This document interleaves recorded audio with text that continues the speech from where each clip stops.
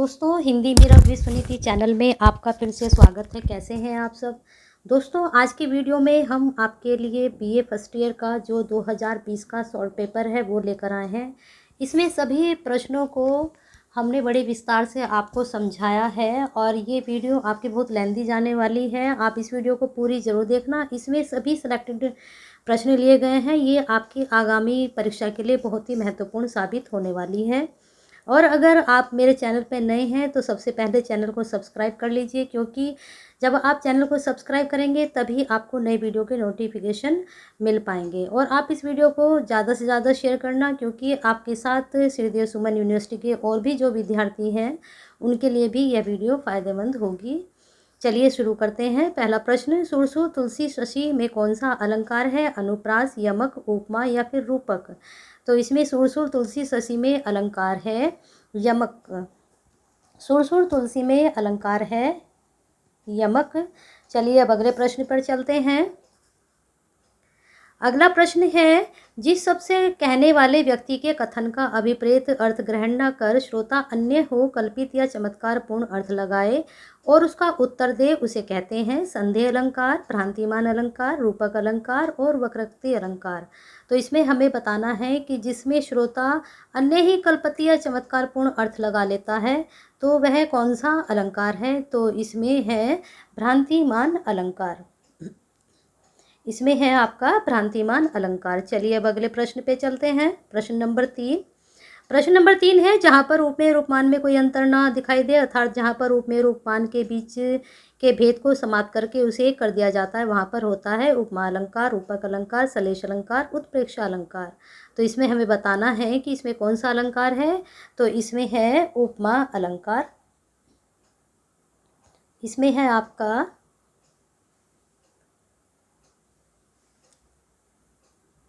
उपमा अलंकार। चलिए अब अगले प्रश्न पे चलते हैं। शांत रस का स्थायी भाव है हास्य, निर्वेद, भय, उत्साह।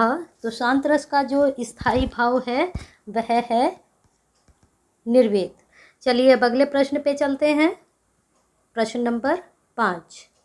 करुण रस का स्थायी भाव है शोक, रति, निर्वेद, जुगुप्सा। तो इसमें हमें बताना है करुण रस का स्थायी भाव कौन सा है। तो करुण रस का स्थायी भाव है शोक। चलिए अब अगले प्रश्न पे चलते हैं। प्रश्न नंबर 6। 4 चरणों वाला एक सममात्री छंद जिसके प्रत्येक चरण में 16 व 12 के विराम से 28 मात्राएं होती हैं कहलाता है सोरठा, हरिगीतिका, कुंडलिया या फिर शिखंडी। तो इसमें हमें बताना है कि इसमें कौन सा छंद है। तो इसमें छंद है आपका हरिगीतिका। चलिए अब अगले प्रश्न पे चलते हैं। प्रश्न नंबर 7। अभिधा शब्द शक्ति से प्राप्त होने वाला अर्थ नहीं है, लक्ष्यार्थ, प्रस्तुतार्थ या फिर अभिधेयार्थ या फिर वाच्यार्थ। तो अभिधा शब्द शक्ति से प्राप्त होने वाला जो अर्थ नहीं है वह आपका लक्ष्यार्थ है। बाकी तीनों जो हैं अभिधा शब्द शक्ति से हमें अर्थ प्राप्त होते हैं। चलिए अब अगले प्रश्न पे चलते हैं। प्रश्न नंबर 8 है आपका, चिरंजीवी जोरी जुरे क्यों ना सने गंभीर को घटी, ये वृक्ष भानुजा वे हलदर के वीर पंक्तियों में निहित शब्द शक्ति है उपादान, लक्षणा, अभिधा, रूढ़ा लक्षणा या फिर शाब्दी व्यंजना। तो इसमें बताना है हमें कि इसमें निहित जो शब्द शक्ति है वह कौन सी है। तो इसमें निहित शब्द शक्ति है शाब्दी व्यंजना। दोस्तों, आपका ये जो पेपर है ये ओरिजिनल पेपर है लास्ट ईयर का 2020 का बीए फर्स्ट ईयर का।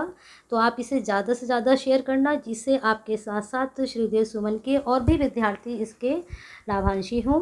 चलिए अगला प्रश्न है, किस कृति के सर्गों को समय का नाम दिया गया है? पृथ्वीराज रासो, बीसल देव रासो, वीरपाल रासो या फिर बीजापाल रासो। तो सर्गों का नाम जो सर्ग हैं उसको समय का नाम पृथ्वीराज रासो को दिया गया है। चलिए अगले प्रश्न पे चलते हैं। अनुप्रास का शाब्दिक अर्थ है उल्टा, वर्णसाम्य, संभावना या फिर संकल्पना। तो अनुप्रास का जो शाब्दिक अर्थ है वह है वर्णसाम्य। चलिए अब अगले प्रश्न पे चलते हैं। प्रश्न नंबर 11 है आपका। प्रश्न नंबर 11 है, भयानक रस का स्थायी भाव है भय, विस्मय, निर्वेद, जुगुप्सा। तो भयानक रस का स्थायी भाव है भय। चलिए अगले प्रश्न पे चलते हैं। अतिशोक्ति अलंकार का उदाहरण है दृग आगे कछु मर्ग नये, मैं सुकुमारी नाथ बन जोगू, तुम्हें उचित तप मो कह भोगू, कनक कनक ते सुगुनी मादकता अधिकाए। फिर आगे है आपका डी ऑप्शन, हनुमान की पूंछ में लगन ना पाई आग, लंका शीघ्र जल गई गए निशाचर भाग। तो अतिशयोक्ति अलंकार का उदाहरण है हनुमान की पूंछ में लगन ना पाई आग, लंका शीघ्री जरी गए निशाचर भाग। ये अतिशयोक्त अलंकार का उदाहरण है। चलिए अब अगले प्रश्न पे चलते हैं। प्रश्न नंबर आपका 13। अभिधा शब्द शक्ति से प्राप्त अर्थ कहलाते हैं व्यंग्यार्थ या व्यंजक अर्थ, वाच्यार्थ, संकेतार्थ, प्रस्तुतार्थ या अभिधेयार्थ, लक्ष्यार्थ या इनमें से कोई नहीं। तो अभिधा शब्द शक्ति से प्राप्त अर्थ जो कहलाते हैं इसका ऑप्शन बी सही है, वाच्यार्थ, संकेतार्थ, प्रस्तुतार्थ या फिर अभिधेयार्थ। चलिए अगला प्रश्न है। अष्टचाप के कवि नहीं है सूरदास, नंददास, आगे हैं फिर कुंभनदास और रहीमदास। तो अष्टचाप के कवि जो नहीं है वह रहीमदास नहीं है, सूरदास, नंददास और कुंभनदास ये अष्टचाप के कवि हैं। चलिए अगले प्रश्न पे चलते हैं। प्रश्न नंबर 15। लक्षणा शब्द शक्ति से प्राप्त अर्थ कहलाता है वाच्यार्थ, व्यंग्यार्थ, लक्ष्यार्थ या फिर इनमें से कोई नहीं। लक्षणा शब्द शक्ति से प्राप्त अर्थ कहलाता है लक्ष्यार्थ। चलिए अगले प्रश्न पे चलते हैं। प्रश्न नंबर 16। बिहारी लाल भारत के थॉमसन है, यह किसने कहा था? Doctor गिरियसन, Ramchandra Shukla, doctor Nagendra, doctor Shiv प्रसाद डबराल। तो बिहारी लाल भारत के थॉमसन है, ये रामचंद्र शुक्ल जी ने कहा था। चलिए अब अगले प्रश्न पे चलते हैं। प्रश्न नंबर 17। नागमती का जो विरह वर्णन है वह किस महाकाव्य में है? पृथ्वीराज रासो, रामचरितमानस, पद्मावत या फिर अखरावत। तो नागमती का जो विरह वर्णन है वो पृथ्वीराज रासो महाकाव्य में है। चलिए अगला प्रश्न है। प्रश्न नंबर 18। भक्ति काल का समय है संवत 1050, 1375, 1375 से 1700, 1700 से 1900, 1900 से 2050। तो बताना है भक्ति काल का समय। तो भक्ति काल का समय है 1375 से 1700। चलिए अगले प्रश्न पे चलते हैं। प्रश्न नंबर 19। कबीर के शिष्य हैं राम गोपाल, कृष्ण गोपाल, सूरत गोपाल या फिर धर्मदास। तो कबीर के जो शिष्य हैं वे धर्मदास हैं जिन्होंने कबीर की रचनाओं को संकलित भी किया था बीजक नाम से। चलिए अगले प्रश्न पे चलते हैं। अमीर खुसरो की पहेली आगे आगे बहिना आई, पीछे पीछे भैया, दांत निकाले बाबा आए, बुरका ओढ़े मैया का उत्तर है भुट्टा या मकई, चक्की, कुम्हार की चाक, बयां पंछी का घोंसला। तो इसका उत्तर आपका होगा भुट्टा या मकई। चलिए अब अगले प्रश्न पे चलते हैं। प्रश्न नंबर 21 ऊपर आते हैं इसमें। ये अगला प्रश्न है 21 नंबर का। भगवान श्री कृष्ण का जन्म किस युग में हुआ? सतयुग, त्रेता, द्वापर या फिर कलयुग। तो भगवान श्री कृष्ण का जो जन्म हुआ था वह द्वापर युग में हुआ था। अगले प्रश्न पे प्रश्न नंबर 22। रीतिकाल का दूसरा नामकरण श्रृंगार काल किस आचार्य ने किया? तो आचार्य विश्वनाथ प्रसाद मिश्र, आचार्य रामचंद्र शुक्ल, आचार्य केशवदास, आचार्य नंदुलारे वाजपेयी। तो इसमें हमें बताना है कि श्रृंगार काल किस आचार्य ने दिया है या फिर किया है। तो आचार्य विश्वनाथ प्रसाद मिश्र ने इसको आचार्य विश्वनाथ प्रसाद मिश्र ने श्रृंगार का नाम दिया है। चलिए अब अगले प्रश्न पे चलते हैं। प्रश्न नंबर 23 है आपका। कैमास वध में प्रयुक्त भाषा है अवधी, ब्रज, बुंदेली, राजस्थानी, डिंगल। तो जो कयामास वध है ये जो है आपका पृथ्वीराज रासो का ही अंग है। तो इसमें जो है भाषा है राजस्थानी, डिंगल। चलिए अब अगले प्रश्न पे चलते हैं। मृगावती में रचनाकार हैं, जो मृगावती रचना है उसके रचनाकार हैं आलम, बोधा, मंझन, कुतुबन। तो आपको बताना है इसमें मृगावती के रचनाकार कौन हैं? तो इसके हैं कुतुबन। चलिए अब अगले प्रश्न से चलते हैं। प्रश्न नंबर आपका 25। अब हम यहाँ पर आधे में आ गए हैं। मैंने आपको बताया था कि ये वीडियो आपकी थोड़ा लेंथी जाने वाली है क्योंकि जो आपका लास्ट ईयर का पेपर आया था उसमें आपके 50 क्वेश्चंस आए थे और सभी क्वेश्चंस 2 नंबर के थे, यानी कि 2 नंबर का एक क्वेश्चन था और ये 100 नंबर का आपका पेपर था। चलिए अब अगले प्रश्न पे चलते हैं। आदिकाल को सिद्ध सामंत युग किसने कहा है? राहुल साकरतयान, शिवसंग सेंगर, रामकुमार वर्मा या फिर आचार्य हजारी प्रसाद द्विवेदी। तो सी सामंत युग कहा है राहुल साकरतयान ने। चलिए अब अगले प्रश्न पे चलते हैं। भाषा पर जैसा अधिकार गोस्वामी तुलसीदास जी का था वैसा और किसी का हिंदी कवि का नहीं। उक्ति किसकी है? डॉक्टर रामविलास शर्मा, आचार्य हजारी प्रसाद द्विवेदी, आचार्य रामचंद्र शुक्ल या फिर आचार्य नंदुलारे वाजपेयी। तो आपको बताना है, तो इसका उत्तर आपका होगा आचार्य रामचंद्र शुक्ल। चलिए अब अगले प्रश्न पे चलते हैं। अपने इतिहास ग्रंथ में किस इतिहास लेखक ने 5000 कवियों का विवरण दिया है? मिश्रबंधु, डॉक्टर नगेंद्र, आचार्य रामचंद्र शुक्ल, गणपति चंद्रगुप्त।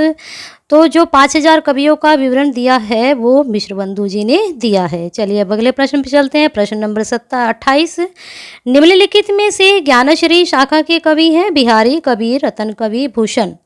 तो आप लोगों को पता ही है कि जो भक्ति काल है वे दो उसमें भागों में विभक्त है, ज्ञानाश्री और प्रेमाश्री, निर्गुण और सगुण। तो जो ज्ञानाश्री शाखा है वो निर्गुण शाखा में आती है और इसके जो कवि हैं, प्रमुख कवि जो हैं कबीरदास जी हैं। चलिए अगले प्रश्न पे चलते हैं। प्रश्न नंबर आपका 29 है, पद्मावत किस कवि की रचना है? सूरदास, कबीरदास, रहीमदास या फिर मलिक मोहम्मद जायसी। तो जो पद्मावत रचना है वह मलिक मोहम्मद जायसी जी की है। चलिए अब अगले प्रश्न पे चलते हैं। पृथ्वीराज रासो किस भाषा शैली में लिखा गया है? डिंगल, पिंगल, अपभ्रंश या फिर अवहट। पृथ्वीराज रासो जो लिखा गया है वह डिंगल शैली में लिखा गया है। अभी इसका एक प्रश्न ऊपर भी आया था, कयामसवत जो है वो किस भाषा में, वहाँ भी आपको बताया गया था कि ये डिंगल शैली में है। चलिए अगले प्रश्न पे चलते हैं। प्रश्न नंबर 31, कबीर को वाणी का डिक्टेटर किसने कहा? आचार्य रामचंद्र शुक्ल, नंदुलारे वाजपेयी, नामवर सिंह, आचार्य हजारी प्रसाद द्विवेदी। तो कबीर को वाणी का डिक्टेटर हजारी प्रसाद द्विवेदी जी ने कहा था। चलिए अब अगले प्रश्न पे चलते हैं। सूरदास ने दीक्षा ली थी गोविंदाचार्य से, वल्लभाचार्य से, रामानुचार्य से या विठलनाथ जी से। तो सूरदास जी ने जो दीक्षा ली थी वह वल्लभाचार्य से ली थी। चलिए अब अगले प्रश्न पे चलते हैं। प्रश्न नंबर आपका 33, सूरदास जी नहीं थे कवि, उपन्यास लेखक, दार्शनिक या फिर भक्त। तो सूरदास जी कवि भी थे, दार्शनिक भी थे, भक्त भी थे, लेकिन वे उपन्यास लेखक नहीं थे। चलिए अगले प्रश्न पे 34, सुर साहित्य के अधिकारी विद्वान नहीं हैं? रामचंद्र शुक्ल, डॉक्टर हरवंश लाल शर्मा, डॉक्टर हजारी प्रसाद द्विवेदी या फिर डॉक्टर पीताम्बर बड़थवाल। तो इसमें हमें बताना है कि इसमें जो है अधिकारी विद्वान नहीं है, तो डॉक्टर हरवंश लाल शर्मा नहीं है, बाकी सब हैं। अगले प्रश्न पे चलते हैं। प्रश्न नंबर आपका 35 गोपियाँ उद्धव की निर्गुण ब्रह्म की उपासना की बात मानने के लिए तैयार हैं यदि उद्धव अपने ब्रह्म को बांसुरी बजाते दिखा दे, गाय को चराते दिखा दे, गज का घड़ा से उद्धार करते दिखा दे, सिर पर मोर मुकुट और पीताम्बरधारी कृष्ण के रूप में दिखा दे। तो इसमें उत्तर आपका होगा डी, सिर पर मोर मुकुट और पीताम्बरधारी कृष्ण के रूप में दिखा दे। चलिए अगले प्रश्न पे चलते हैं। प्रश्न नंबर 36, सूरदास की भक्ति है माधुर्य भाव की, हास्य भाव की, सख्य भाव की या फिर इनमें से कोई भी नहीं। तो हमें बताना है सूरदास की भक्ति कैसी है। तो जो सूरदास की भक्ति है वह सख्य भाव की यानी सखी भाव की है। चलिए अब अगले प्रश्न पे चलते हैं। प्रश्न नंबर आपका है 37, रामचरितमानस में कांडों की संख्या है 3, 5, 7, 8। तो जो रामचरितमानस में कांड है वह जो है 7 हैं। चलिए अब अगले प्रश्न पे चलते हैं। निम्न में से कौन तुलसीदास जी की रचना है? ये 4 रचनाएं हैं जिनमें से बताना है तुलसीदास जी की रचना कौन सी है। कृष्ण गीतावली, रामचंद्रिका, रामायण, जय हनुमान। तो इसमें जो कृष्ण गीतावली है वह तुलसीदास जी के द्वारा लिखी गई है। चलिए अगले प्रश्न पे चलते हैं। काव्य के स्वरूप की दृष्टि से रामचरितमानस है महाकाव्य, खंडकाव्य, गीतिकाव्य या फिर मुक्तक काव्य। तो काव्य के स्वरूप की दृष्टि से जो रामचरितमानस है वह महाकाव्य है। चलिए अगले प्रश्न पर, प्रश्न नंबर 40, सुनो मधुप निर्भय कंटक ते राजपथ की ओर रूंधो में मधुप में किसके लिए कहा गया है? तो इसमें जो मधुप शब्द आया है वह किसके लिए कहा गया है इस पंक्ति में? भ्रमर के लिए, कृष्ण के लिए, उद्धव के लिए या फिर यशोदा के लिए। तो जो मधुप है वह शब्द उद्धव के लिए कहा गया है। चलिए अब आगे चलते हैं। प्रश्न नंबर 41, भ्रमर गीत का मूल प्रेरणा स्रोत कौन सा पुराण है? श्रीमद् भागवत, नारद, शिव पुराण, हरिवंश पुराण। तो हमें बताना है जो भ्रमर गीत लिखा गया है, ये रचना है, वो उसका प्रेरणा स्रोत कहाँ से है? तो इसका प्रेरणा स्रोत है श्रीमद् भागवत। फिर अगला प्रश्न है, पुरते निक्सी रघुवीर वधु धरी धीर दय मग में डग द्वे किस रचना की पंक्ति है? कवितावली की, कृष्ण गीतावली की, विनय पत्रिका की, रामचरितमानस की। तो यह पंक्ति है कवितावली की। ये BA फर्स्ट ईयर के आपके सिलेबस में भी दी गई है। चलिए अब अगले प्रश्न पे चलते हैं। बिहारी सतसई में संकलित दोहों की अनुमानित संख्या है? 219, 319, 419, 719। तो बिहारी सतसई में जो संकलित दोहों की अनुमानित संख्या है वह जो है 719 है। चलिए अब अगले प्रश्न पे चलते हैं। और राव राजा एक मन में ना लायो, अब साहू को सराहो के सराहो छत्रसाल को। काव्य पंक्ति किसकी है? देव की, केशवदास की, बिहारी लाल की, भूषण की। तो यह पंक्ति जो है आपके भूषण जी की है। चलिए अब अगले प्रश्न पे चलते हैं। तुलसीकृत विनय पत्रिका में किस रास, यहाँ पर ये रास है लेकिन ये रस है, रस की प्रधानता है? वीर, शांत, अद्भुत या फिर करुण। तो तुलसीदास द्वारा रचित जो विनय पत्रिका है उसमें रस है शांत। चलिए अगले प्रश्न पे चलते हैं, प्रश्न नंबर 46। अब हम आ ही गए हैं 50 तक। साजी चतुरंग वीर रंग में तुरही तुरंग चढ़ी में कौन से रस की प्रधानता है? वीर, भयानक, रौद्र, विभत्स। तो जो साजी चतुरंग वीर रंग में तुरंत चढ़ी, इस पंक्ति से ही पता चल रहा है कि इसमें वीर रस है। चलिए अगले प्रश्न पे चलते हैं। बिहारी लाल का जन्म किस स्थान पर हुआ था? भोपाल, ग्वालियर, छिंदवाड़ा या फिर सागर। तो जो बिहारी लाल जी हैं उनका जन्म जो है ग्वालियर में हुआ था। चलिए अगले प्रश्न पे चलते हैं, प्रश्न नंबर 48।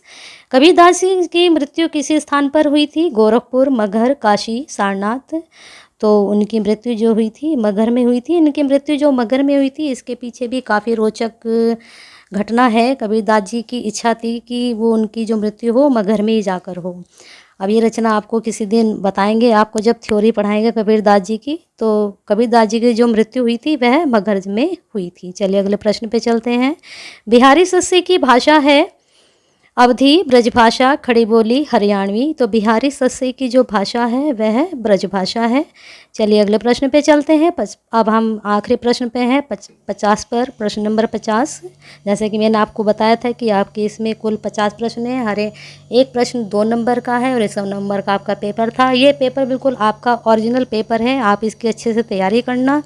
हो सकता है क्वेश्चंस इसमें से भी आपके बन जाए, क्योंकि इसमें जितने भी आपके क्वेश्चंस हैं सब सिलेक्टेड क्वेश्चन है और सब क्वेश्चन आपके ही सिलेबस से हैं। आउट ऑफ सिलेबस इसमें एक भी क्वेश्चंस आपका नहीं है। तो प्रश्न नंबर 50 है आपका, रीतिकालीन कवियों में से किसने पहल हास विलास की अपेक्षा राष्ट्रीय भावना को प्रमुखता प्रदान की? जैसा कि पता है कि रीतिकाल में हास विलास और श्रृंगारी कविताएं रचनाएं हुई, तो उसमें राष्ट्रीय भावना की जो प्रमुखता दी वह किस कवि ने दी? चिंतामणि ने, देव ने, पद्माकर ने या फिर भूषण ने? तो जो ये प्रमुखता दी थी ये भूषण जी ने दी थी। तो दोस्तों इस प्रकार से आपके ये 50 प्रश्न हो चुके हैं। अगर आपको आज की वीडियो पसंद आई है तो इसको ज़्यादा से ज़्यादा लाइक एंड शेयर कीजिए, जिससे श्रीदेव सुमन यूनिवर्सिटी के जितने भी विद्यार्थी हैं उनको यह पेपर मिले और उनको भी इस पेपर का फ़ायदा हो। आपके साथ साथ अगर आपको वीडियो पसंद आई है तो शेयर ज़रूर करिए।